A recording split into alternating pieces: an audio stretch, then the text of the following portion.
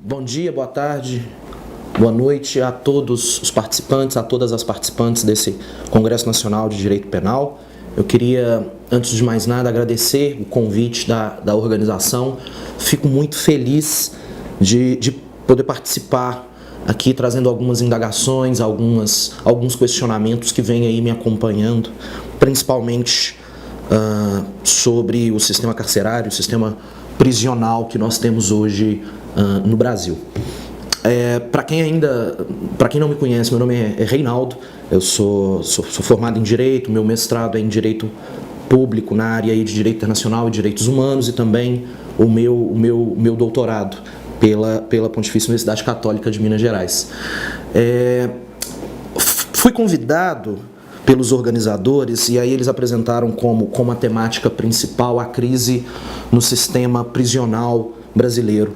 E aí a minha vertente, a minha área de trabalho sempre foi os direitos humanos e o direito internacional. Eu sempre trabalhei, as minhas pesquisas elas vêm discutindo um pouco os direitos humanos aqui no Brasil, também uma comparação com outros sistemas, alguns outros países, e também o sistema internacional protetivo. E aí, quando me foi proposta a temática do evento, Crise no Sistema Prisional, eu imaginei que seria válido fazer uma correlação entre a proposta protetiva dos direitos humanos e, em segundo momento, analisar o que nós observamos hoje no Brasil, como é que se dá, principalmente o sistema carcerário brasileiro, e em última medida questionar o que nós queremos com esse sistema prisional, qual que é o nosso objetivo com esse sistema que retira o indivíduo, via de regra, da possibilidade de convívio dentro da sociedade. E aí, para nós avançarmos, eu imaginei que seria interessante dividir essa apresentação em 3 grandes partes. Primeiro, trazer para vocês uma parte histórica, conceitual, quanto os direitos humanos. Vamos tentar aí pegar desde a antiguidade e chegar àquilo que nós chamamos de processo de internacionalização. Em segundo momento, eu queria analisar por que prendemos. E em terceiro ponto, discutir um pouco com vocês quem nós prendemos hoje no Brasil, para chegar em um último momento, ao término dessa minha apresentação, propor aqui se existe uma saída para essa crise que hoje nós vivemos ou não. É o caso de nós começarmos de novo pela total falência que hoje nós observamos. Bom, então, partindo desse primeiro momento, desse histórico dos direitos humanos, eu posso falar para vocês que é difícil precisar um momento absoluto, inequívoco, que trataremos de direitos humanos. Eu costumo, com as minhas turmas, nas minhas apresentações, realizar uma retomada histórica, mas eu já adianto para vocês, vejam, nós nessa retomada histórica ainda não estamos falando de direitos humanos propriamente dito.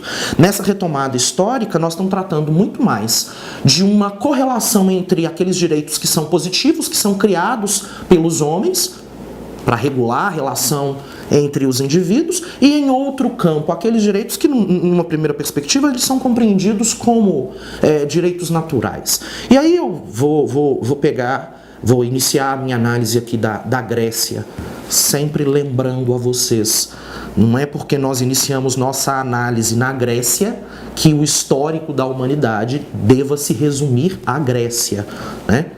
Isso é muito comum nos nossos cursos de direito. A gente sempre começa lá nos períodos iniciais, história do direito, teoria geral do Estado. Nós sempre iniciamos as nossas discussões com a Grécia. Parece que a Grécia é o berço, e tem inclusive autor que fala isso, é o berço da civilização. Eu não gosto dessa proposta.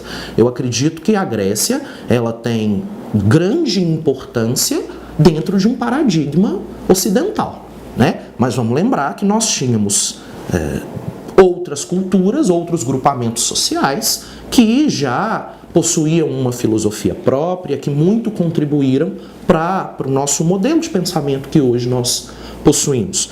Talvez essa nossa estrita necessidade de sempre iniciar com o estudo da Grécia reflita como que hoje nós somos eurocêntricos, como que nós partimos sempre da perspectiva europeia para realizar as nossas discussões. Mas eu me vejo obrigado a utilizar esse marco teórico, utilizar alguns autores que estão dentro desse berço grego. E eu queria trazer para vocês, em primeiro momento, eu acho que um evento importante pode ser aqui colocado com o drama de Antígona.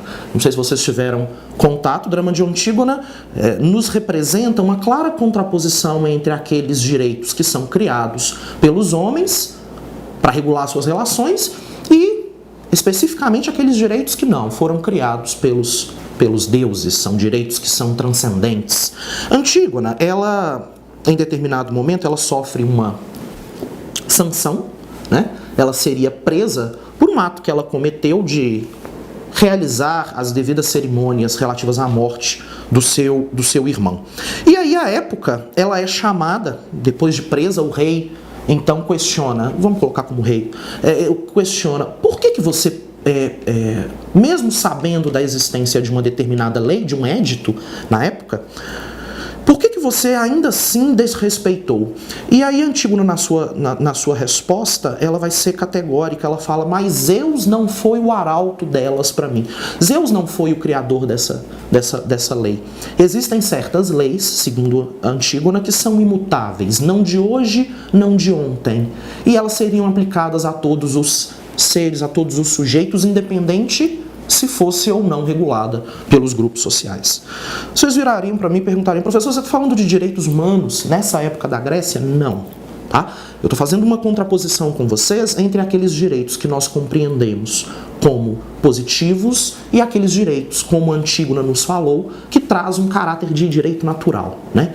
Um conjunto de direitos que eles deveriam ser atribuídos para os homens, independente de você ter criado ou não dentro daquele grupo social. E aí a gente pode sair da Grécia, avançar mais um pouco e perceber aí também a experiência em Roma. Qual ponto em Roma que seria importante para a nossa evolução histórica até chegarmos aos chamados direitos humanos? Para mim é a realidade do ius gentium, né? O chamado direito das gentes. Vejam, nós temos em Roma o ius civile, aquele direito que será utilizado, aplicado para o cidadão romano, mas nós temos também um direito que seria aplicado a todos os outros povos. Esse seria o chamado ius gentium. Em mais uma oportunidade, nós vamos perceber uma coexistência entre aquele direito que é para o meu cidadão, mas em outro ponto aquele direito que é destinado a todos os outros povos. Novamente eu reitero com vocês, não estamos falando aqui de direitos humanos, nós estamos falando aqui da contraposição entre o direito que é criado pelo grupo social, e aí em Roma, por exemplo, esse era o ius civile, e em outro ponto nós temos aquele direito que seria para todos os outros grupamentos. Isso lá na frente vai desaguar. Isso lá na frente nós vamos visualizar que foram processos de contribuição para o que nós chamamos de direitos humanos. E aí eu avanço mais um pouquinho com vocês e nós poderíamos falar também da Idade Média. Para mim, dois autores são de importância nesse momento. Para mim, São Tomás de Aquino seria aquele de maior importância, mas também eu devo aqui citar Santo Agostinho.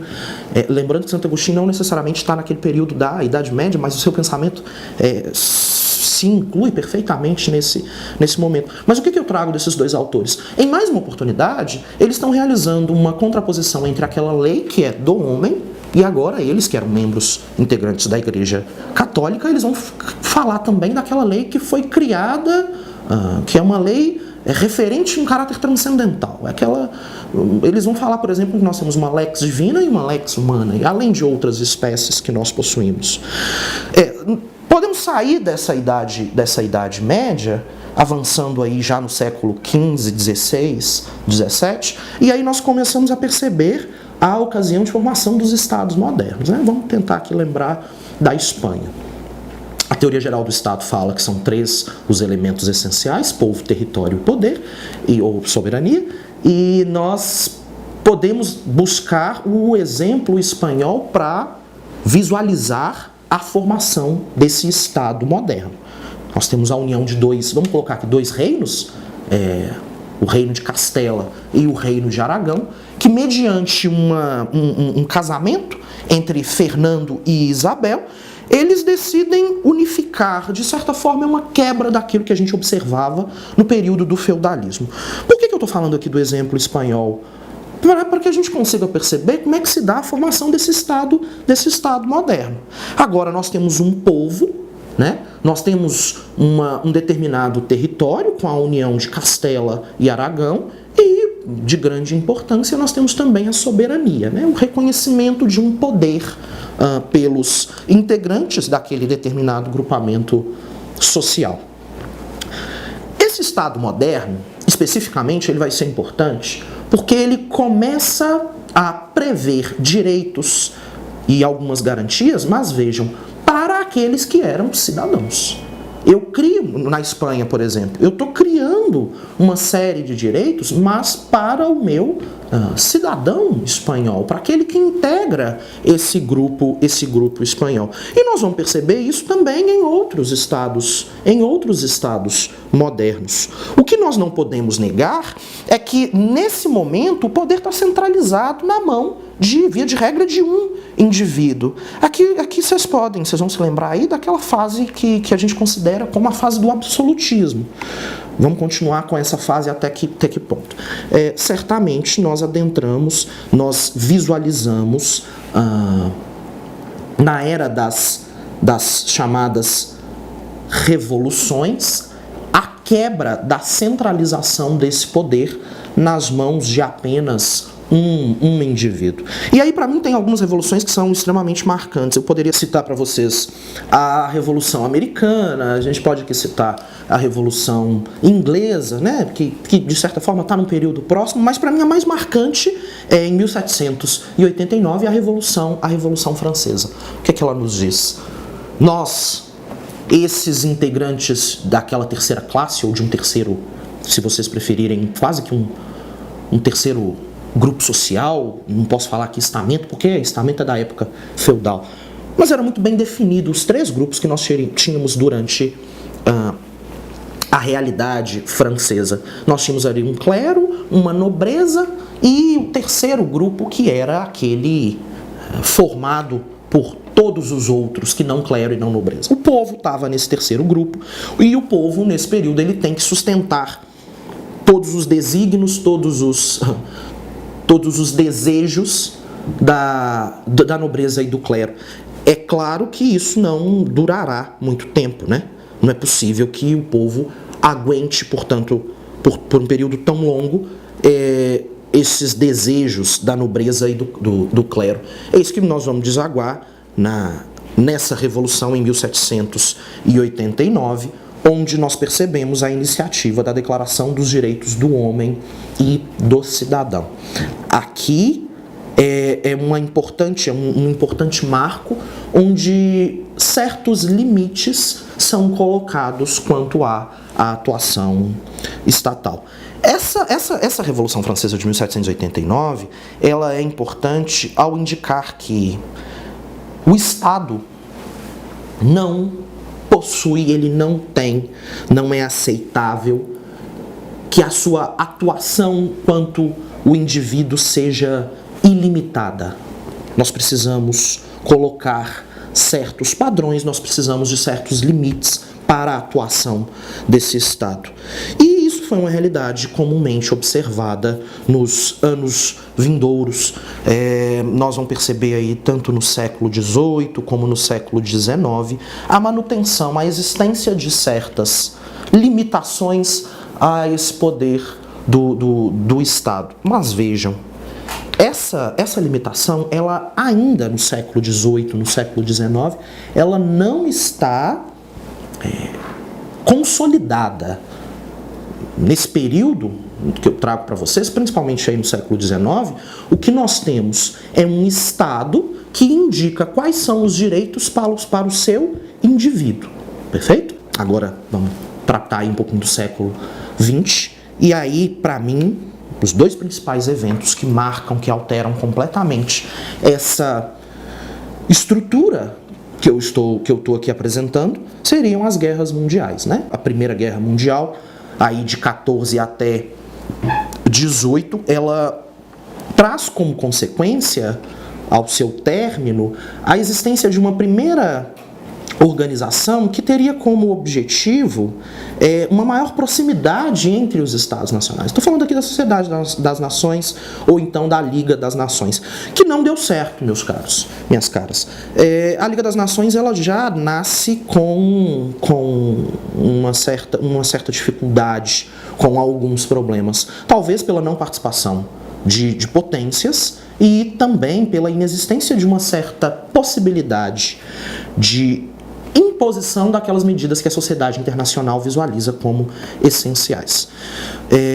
Logo depois do término dessa Primeira Guerra Mundial, nós adentramos a década de 30 do século XX e vamos visualizar agora a Segunda Grande Guerra. Pegando aí outros autores como Eric Hobsbawm, por exemplo, ele fala que a gente só teve uma grande guerra, né?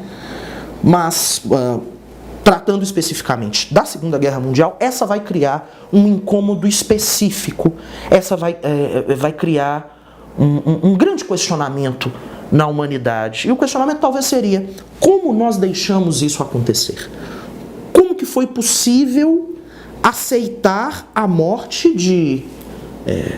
alguns dos historiadores falam em 5 milhões, outros em 15 milhões. Mas como é que a gente pôde aceitar a morte dessas pessoas?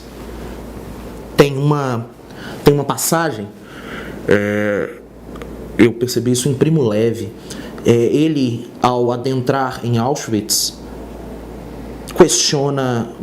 questionado como isso pôde acontecer.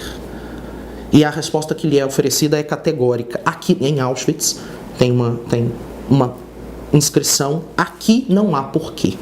Aqui não tem motivação, aqui não há discussão, aqui não há qualquer raciocínio, qualquer linha crítica sobre como que a gente pode retirar a vida de um indivíduo. Nesse período da Segunda Guerra Mundial, para mim, eu irei visualizar como o mais importante para aquilo que chamamos de internacionalização dos direitos humanos. Vocês perceberam que lá atrás eu estava falando ainda sobre contraposição entre direito natural e positivo. Eu estava falando daquele ius gentium versus um ius civile. Agora, gente, ao final da Segunda Guerra Mundial, para mim está muito claro. A sociedade internacional, ela vai ficar extremamente incomodada com aquilo que nós tivemos a audácia de fazer, com a morte de tantas pessoas. E aí surge, de forma agora inequívoca, a concepção de que é necessário uma proteção aos direitos do indivíduo por além daquela proteção que o Estado realiza.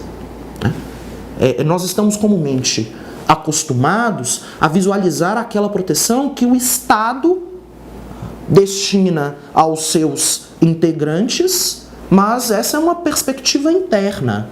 Nós temos, principalmente após a Segunda Guerra Mundial, uma grande preocupação com um outro modelo: proteger o indivíduo por além dele estar ou não inserido na ordem de proteção estatal. Eu questiono a vocês: aquilo que aconteceu na Alemanha nazista, a proposta do regime nazista fugia da legalidade estrita? Vocês vão ver que não. Aquilo que aconteceu na Alemanha estava previsto. Nós tínhamos claras normas quanto o total genocídio que ali foi observado. É aí então que eu posso falar do nascimento do processo de internacionalização desses direitos humanos. Uma vertente que se preocupa em proteger o indivíduo por além daquela proteção interna, estatal. Eu protejo o indivíduo sem preocupar-me se você tem uma cidadania brasileira, se você tem uma cidadania alemã. Eu protejo por um único motivo: por ser uma pessoa, por ela ter a sua dignidade. Necessariamente isso já enseja a sua proteção. E aí alguns marcos são de grande importância. Eu falaria para vocês de 1945, com a criação da Organização das Nações Unidas, 1948, com a Declaração Universal dos Direitos Humanos. Peço que não confundam, em 1948 nós temos a Declaração Universal dos Direitos Humanos. Em 1789 nós temos a Declaração dos Direitos do Homem e do Cidadão. São vertentes que não podem ser confundidas. E aí, avançando mais um pouquinho, nós teríamos 1966, por exemplo, com os Pactos Internacionais dos Direitos Civis e Políticos, e além disso também o Pacto Internacional dos Direitos Sociais, Econômicos e Culturais. Depois desses marcos que eu trago para vocês, principalmente 45 e 48, uma realidade não pode mais ser discutida. É um crescimento do número de documentos internacionais, de tratados internacionais, que versam sobre a proteção dos direitos do indivíduo. Nós teremos aí tratados relacionados à temática de gênero, tratados relacionados à temática de raça. Nós teremos uma preocupação com os direitos da criança, do adolescente. Nós teremos uma preocupação quanto à proteção daquelas comunidades que enfrentam um conflito bélico, e essa seria a vertente do direito internacional humanitário. Mas eu finalizo esse primeiro ponto para vocês, e eu gostaria que isso ficasse perceptível. Depois de 45, depois de 1948, a sociedade internacional deixa de forma muito clara, muito perceptível, a sua preocupação em proteger o indivíduo por além da existência do Estado, por além daquela proteção interna. Por isso que alguns autores, inclusive, eles vão tentar diferenciar a incidência dos direitos fundamentais e dos direitos humanos, percebendo que os direitos fundamentais estariam dentro de uma perspectiva, dentro de um ordenamento interno, enquanto os direitos humanos não necessariamente eles estão dentro da Constituição, dentro dessa proteção estatal. Feita essa apresentação, essas considerações históricas, eu queria que vocês então visualizassem direitos humanos como aquele conjunto de garantias, tá? Essencialmente, elas são construídas, esses direitos são construídos historicamente, sem as quais seria prejudicado o pleno desenvolvimento físico, psíquico, intelectual e social do indivíduo. Sem esses direitos humanos, o indivíduo não pode exercer, ele perde toda a sua potencialidade humana, ele perde a sua dignidade. Com esse conceito, eu queria trazer para vocês aqui um ponto que é traumático, né? Mas ainda assim a gente vê isso, principalmente aí, tem muito disso nas redes sociais, aquela frase, né? Direitos humanos é defesa de bandido, ou então direitos humanos. Teve um dia desse que eu vi um post no Facebook, direitos humanos para humanos direitos. Isso não existe, isso é uma grande besteira, isso é uma grande bobagem. A preocupação desses direitos humanos é com a dignidade do sujeito. Quando nós falamos sobre a importância, quando nós tratamos da importância do fim do racismo no Estado brasileiro, isso é uma discussão em direitos humanos. Quando nós tratamos das mazelas ainda observadas e ligadas a essa postura tão sexista, tão machista que hoje nós ainda temos, quando, inclusive, feita essa conceituação aí de direitos humanos, tem um ponto aqui que é um ponto traumático, a gente precisa enfrentar. De vez em quando, vez ou outra, nós escutamos, né? Direitos humanos é defesa de bandido. Um dia desse eu via no Facebook, direitos humanos para humanos direitos. Tem outra também que é uma foto de um pedaço de madeira, um cacetete, né? E nesse cacetete está escrito direitos humanos. E ali embaixo coloca-se como se um preso tivesse pedindo a ajuda desses direitos humanos, e o que lhe restaria seria esse cacetete. Gente, isso é uma grande besteira, isso é uma grande bobagem, essa frase, direitos humanos é defesa de bandido. Não, direitos humanos está preocupado, via de regra, com a dignidade do indivíduo. Está preocupado em proteger e apresentar um rol de direitos e garantias que são essenciais para o desenvolvimento desse indivíduo. Direitos humanos está preocupado com a questão de raça. Quando nós iniciamos uma discussão quanto ao racismo no Brasil, eu estou falando de direitos humanos. Ou então quando nós realizamos uma análise referente à triste presença do machismo e do sexismo nas nossas relações, eu estou falando de direitos humanos. Direitos humanos está tratando da proteção dos direitos da criança e do adolescente, da proteção dos direitos da população idosa. Direitos humanos está versando sobre orientação sexual.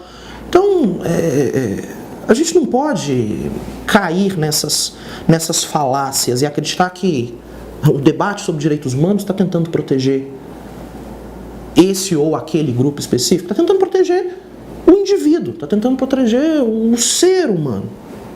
Vai proteger o homem, vai proteger a mulher em situação de violência, vai proteger a criança e o adolescente e vai, inclusive, proteger, porque também é necessário, aquelas pessoas que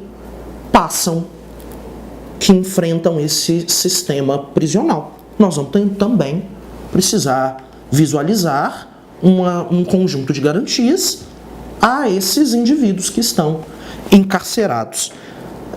A partir desse ponto, eu queria aqui trazer para vocês uma discussão que não é, vejam, ela não é tão técnica, e eu tenho certeza que os outros professores e os outros profissionais que integram esse congresso, eles têm muito mais capacidade do que eu para realizar essa análise técnica quanto ao sistema prisional. Mas alguns questionamentos com um viés um pouco mais filosófico, eu acho que eles precisam ser levantados. E aí, eu queria trazer para vocês duas realidades que são específicas, né? que me incomodam há um tempo.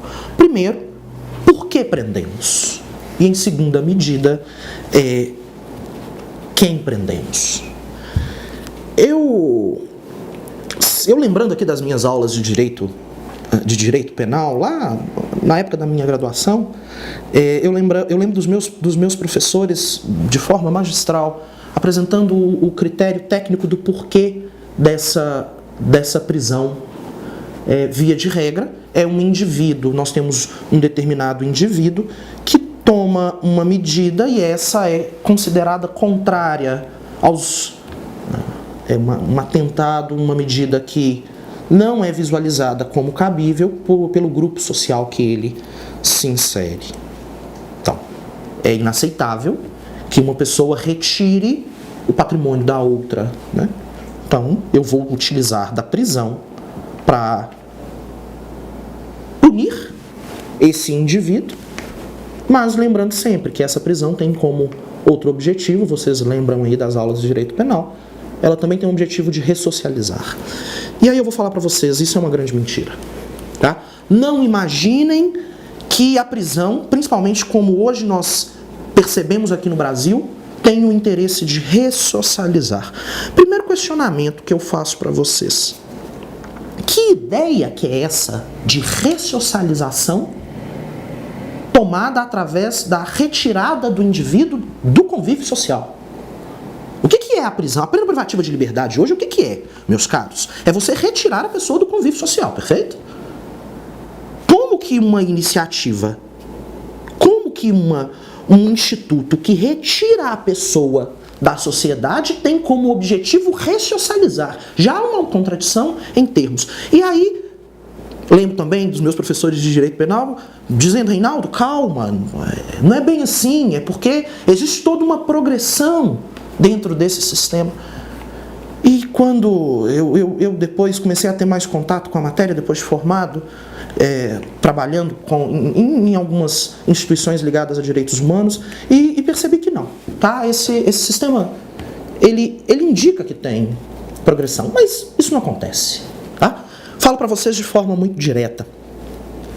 A prisão hoje, o cárcere hoje, ele tem como objetivo retirar do convívio social aquelas pessoas que nós não desejamos, aquelas pessoas que nós tratamos como os diferentes. Tá?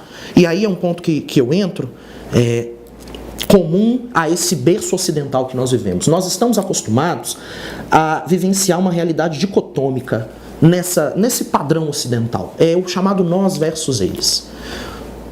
No nós eu tenho todos os meus que são considerados próximos, né? Nós seria aqueles que eu aceito no meu convívio social.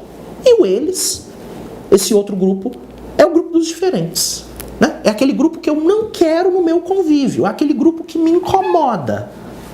E a partir de um determinado momento, esse incômodo vai ser tamanho que eu preciso retirá-lo do meu convívio. De que forma que eu posso retirá-lo? Em grande parte, o cárcere pode ser uma forma de retirada do meu convívio. Foucault já nos trazia qual que era a realidade desse cárcere. E eu acho que hoje nós continuamos com uma perspectiva muito, muito próxima. Eu também não posso ser falso o bastante e dizer que é possível uma realidade, uma sociedade sem cárcere, sem prisão é possível. Eu acredito que no atual momento isso é muito difícil. Eu lembro tanto do professor Virgílio de Matos, amigo, companheiro, com suas críticas quanto ao sistema carcerário. Hoje eu acredito que o fim das prisões é uma realidade ainda difícil. Mas é indiscutível que nós precisamos de uma reestruturação desse sistema prisional, dessa realidade carcerária. Trazendo um pouquinho um autor que conheci há pouco tempo, Bauman em seus livros, Medo Líquido, salvo engano, ele demonstra como que essa sociedade que nós estamos vivenciando atualmente é pautada pelo medo, né? Mas em um dos seus exemplos, ele traz a seguinte imagem: olha, parece que nós todos estamos num ambiente enevoado, né? A gente não consegue ver o que vai acontecer num espaço de 1 metro, só que temos medo de esbarrar uns nos outros, ou então de esbarrar num objeto nesse ambiente que está enevoado, né? Que está sombrio, a gente não consegue ver. Só que, da mesma forma, está vindo um carro a 150 km por hora e vai atropelar todos os presentes. Percebam essa proposta de Bauman. Nós temos medo, nesse ambiente de névoa, em esbarrar uns nos outros, em esbarrar em um objeto. Mas a gente não se atenta que está vindo um carro a 150 km por hora e vai matar todo mundo. A gente pode trazer isso para a nossa realidade. Nós temos falsos medos hoje, medos construídos, que absolutamente não correspondem à nossa realidade. Hoje nós estamos preocupados em entrar eu não tenho, mas em carros blindados, ir para o escritório que tem um segurança na porta, e aí na saída, no término do trabalho, eu volto dentro do carro blindado e entro no condomínio fechado. Vejam, o condomínio fechado, o segurança na porta, o carro blindado significa que nós estamos mais seguros? Não necessariamente. Nós estamos nos sentindo mais seguros. O que hoje se vende, a indústria da segurança vende, é a sensação de segurança. Não necessariamente hoje nós estamos mais seguros. Vocês podem ter certeza. Em grande parte, a crise no sistema prisional, como foi proposto no tema do nosso evento, é decorrente de uma forte desigualdade social, uma desigualdade econômica que nós temos hoje dentro do Estado brasileiro. Nós estamos preocupados em prender cada vez mais, aumentar o número de estabelecimentos prisionais, como se isso fosse resolver os nossos problemas. Será que é um número de unidades prisionais que resolve o meu problema? Será que ter mais prisões me trará mais segurança? Eu proponho para vocês que não, tá? E essa proposta, aí eu trago alguns dados, essa proposta, na verdade, ela revela aquilo que vários autores estão chamando de seletividade do sistema prisional. Nós prendemos hoje, senhores, uma parcela específica da nossa da nossa população. Vejam, trouxe para vocês, os dados são de 2012, mas eu acho que, se vocês buscarem aí o Infopen, vocês podem atualizar esses dados também. Em 2005 eu tinha 296.919 presos, integrantes desse sistema. Em 2012 eu tenho 515.482, um aumento de 74%. Eu tive acesso a alguns dados de 2016 e fala-se hoje em 700 mil pessoas. Se vocês pegarem quem é condenado, 61%, 38% está em uma situação provisória. Mas aí nós continuamos. Em 2012, daquela cifra aqui que eu trouxe para vocês, 515 mil, né? Vejam, 483 mil são homens. E aí eu parto para aqueles dados que mais me interessam. Escolaridade, idade, raça e qual que é o crime cometido. Escolaridade. Ensino fundamental incompleto. 45% da população carcerária tem apenas o ensino fundamental incompleto. Juntando ensino fundamental incompleto com ensino fundamental completo e alfabetizados, nós teríamos aqui próximo de 70%.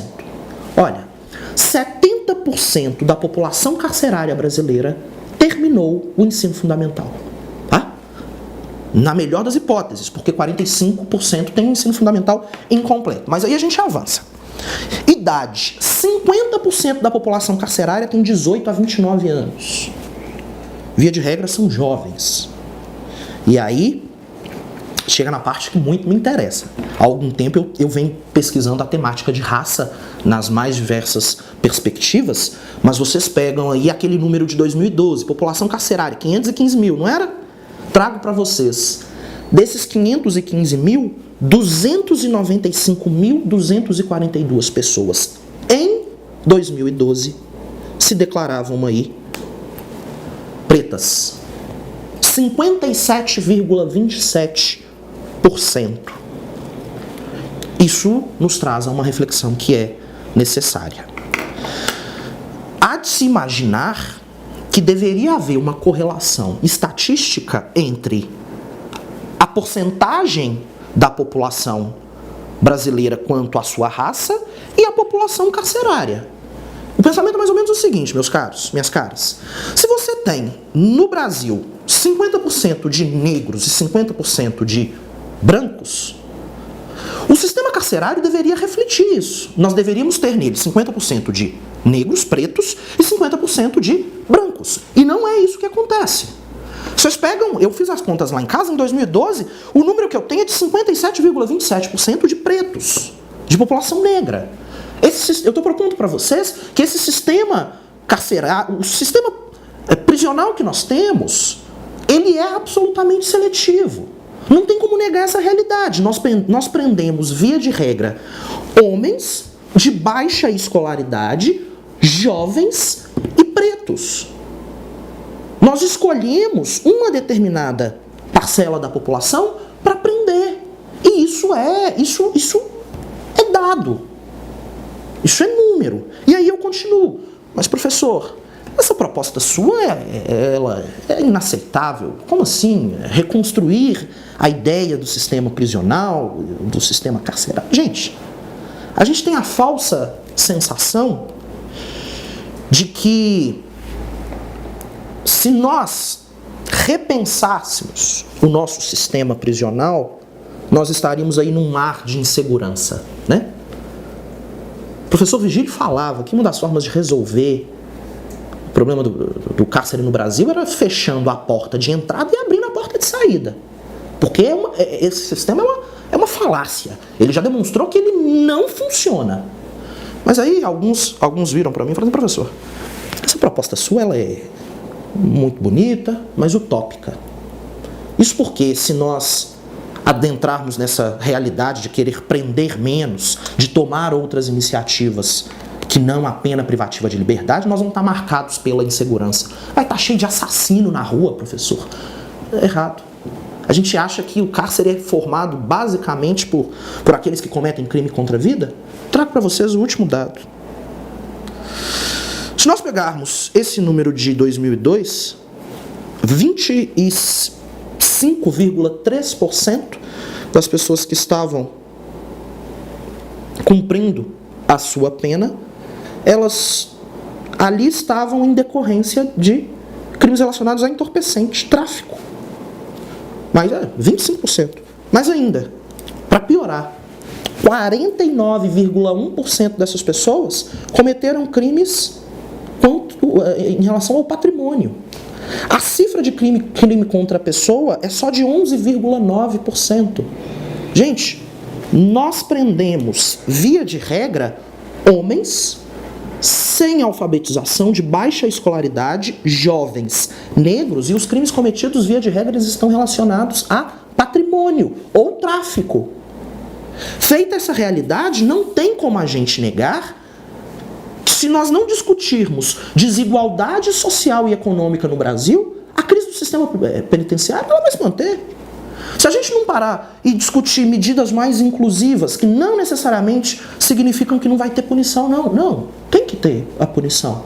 Mas será que não tem uma medida mais humana? Será que a gente não está na hora da gente começar a discutir sobre justiça restaurativa? Nas aulas, nas faculdades que vocês aí integram, os professores já começaram a discutir justiça restaurativa? Uma vertente nem tão nova assim ela é, tá? Mas uma vertente que, olha, parte do pressuposto que prender não resolve, tá? Acho que são alguns questionamentos que a gente deve realizar. O meu tempo já está se esgotando, mas eu queria aqui deixar para vocês em um último ponto. O professor Zé Luiz Quadros de Magalhães, ele faz uma análise muito interessante. Mais 30 segundos só para a gente terminar aqui. Quando a gente utiliza a palavra crise, a crise significa uma alteração momentânea no sistema e logo depois você acredita que esse sistema vai voltar à sua normalidade. Então, se você tem uma crise respiratória, você sempre está respirando bem e por algum caso, em um determinado tempo, você está respirando mal. Isso é crise. É o que eu trago para vocês. Quanto ao tema que foi proposto, crise no sistema prisional brasileiro, eu não acho que é crise, não. Eu acho que esse sistema, para mim, ele foi criado para ser justamente isso que a gente observa hoje. Um sistema que segrega, que seleciona quem ele vai prender e que, acima de tudo, meus caros, minhas caras, que desumaniza. O cárcere é aquele local que essa sociedade tida como hegemônica, ela empurra todos aqueles que são considerados os indesejados. E aí não tem como, né? O papel de direitos humanos nessa perspectiva vai ser direto, vai ser claro. A gente não pode negar a dignidade dos indivíduos. Todos temos direitos que precisam ser respeitados, independente de sua raça, do seu credo, independente da sua orientação sexual e, inclusive, independente se você cometeu ou não um crime. A nossa proposta é que, minimamente, nós humanizemos essa ideia de punição, que nós aceitemos a necessidade de proteção do indivíduo por um simples fato, por ele ter dignidade.